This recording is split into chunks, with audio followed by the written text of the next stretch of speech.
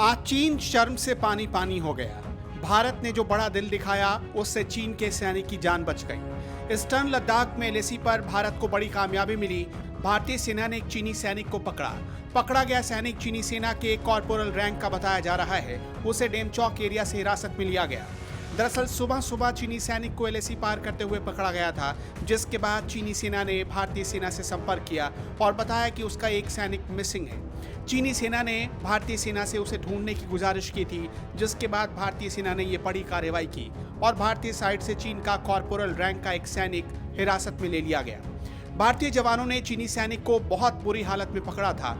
ठंड से उसकी हालत खराब हो चली थी, जिसके बाद पहनने के लिए गर्म कपड़े दिए गए, उसे खाना तक दिया गया, गर्म पानी और कॉफी पिलाई गई।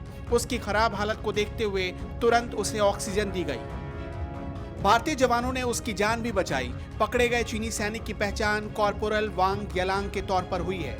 फिलहाल चीनी सैनिक को भारतीय सेना के कब्जे में ही रखा गया है, क्योंकि चीन जब तक प्रोटोकॉल फॉलो नहीं करेगा तब तक उसका सैनिक वापस नहीं जाएगा।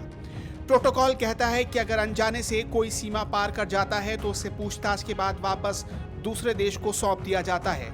हालांकि चीन इस मामले में पहले तिकड़मबाजी करता रहा था। पिछले महीने अरुणाचल प्रदेश के इलाके से 5 युवक लापता हो गए थे।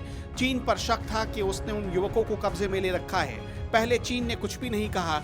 हफ्ते भर बाद चीन ने बताया कि सारे युवक उसके कब्जे में हैं। भारत की कई कोशिशों के बाद चीन ने उन्हें छोड़ा। भारत की गांधीवादी पॉलिसी रही है और इसी वजह से चीनी सैनिक को एक नया जीवन मिल पाया है। फिलहाल जिस डेमचौक के इलाके से इस चीनी सैनिक को गिरफ्तार किया गया, उस इलाके में अप्रैल महीने से ही टेंशन बरकरार है। लद्दाख के पूर्वी हिस्से में कई ऐसे पॉइंट्स हैं जहां पर तनातनी है। पैंगोंग त्सो के उत्तरी और दक्षिणी हिस्से, डेप्सांग के मैदानी हिस्से इसमें शामिल हैं। अमेरिका के विदेश मंत्री माइक पॉम्पियो ने हाल ही में बताया था कि चीन ने एलएसी पर 60,000 से ज्यादा सैनिकों को तैनात कर रखा है। इससे पता चलता है कि चीन भारत के खिलाफ लगातार साजिश करने से बाज नहीं आ रहा, लेकिन भारत ने बहुत बड़ा दिल दिखाते हुए चीन के एक सैनिक को नया जीवन दान दिया है।